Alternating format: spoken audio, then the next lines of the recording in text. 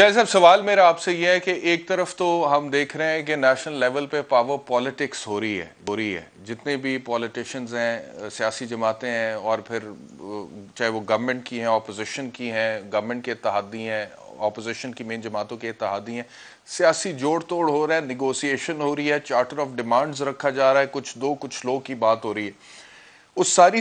ایک تو بظاہر نظر آتا نا کہ جس کا جہاں پر زیادہ سیاسی طور پر فائدہ ہے وہ اس کو جوائن کرنے کی کوشش کر رہا ہے، جوائن کر رہا ہے،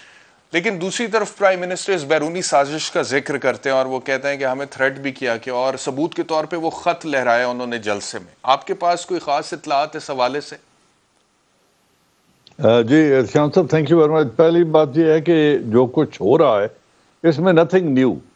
بیرونی انوالومنٹ بھی ہوتی رہی ہیں، ریجیم چینج بھی ایک اسٹریٹجی ہے بڑی طاقتور ممالک کی۔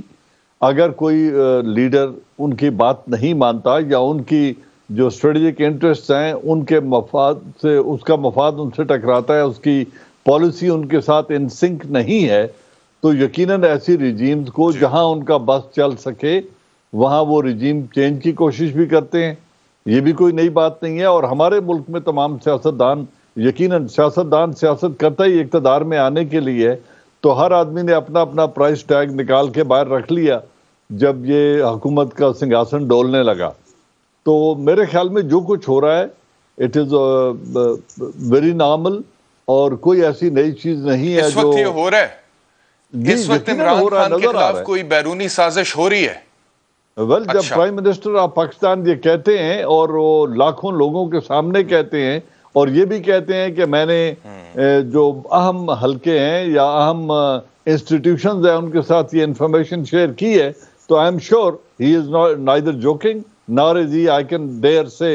کہ he is not lying, definitely۔ تو اس حوالے سے آپ کے پاس کوئی خاص معلومات پرائم منسٹر نے جو خط لہرایا ہے؟ کچھ لوگ تو ایکلیم کرتے ہیں صحافیوں میں سے ہی کہ ہمارے پاس اس خط کی ایک کاپی ہے، اور وہ خط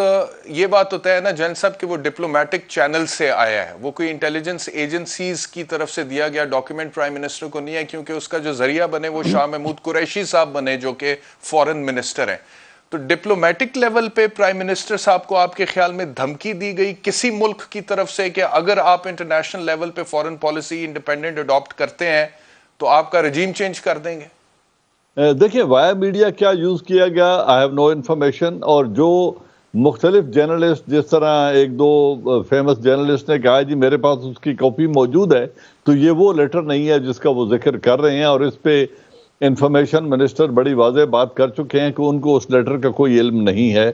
یہ لیٹرز آتے ہیں، ان کو دینے کے مختلف چینلز ہوتے ہیں، انٹیلیجنس ایجنسیز ہوتی ہیں، این جی اوز ہوتی ہیں، فورن آفس ہوتا ہے، فورن مشنز ہوتے ہیں، ان کے اندر ان کے ملٹری اسٹیبلشمنٹ ہوتی ہے، فورن مشن کے اندر جو ان کے ڈیفنس اتاشز ہوتے ہیں، تو مختلف چینلز ہیں۔ کون سا چینل اختیار کیا گیا، آئی ہیو نو آئیڈیا۔